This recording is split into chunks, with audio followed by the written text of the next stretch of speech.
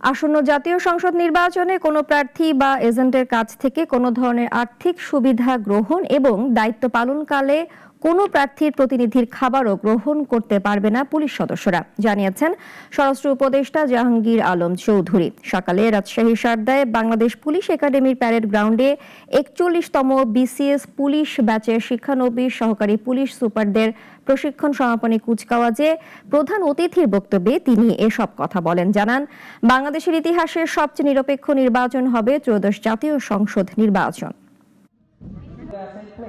গ্রহণ করবেন না, এমনকি দায়িত্ব পালনে তাদের কোনো প্রতিনিধির নিকট কোনো খাবারও গ্রহণ করবেন না।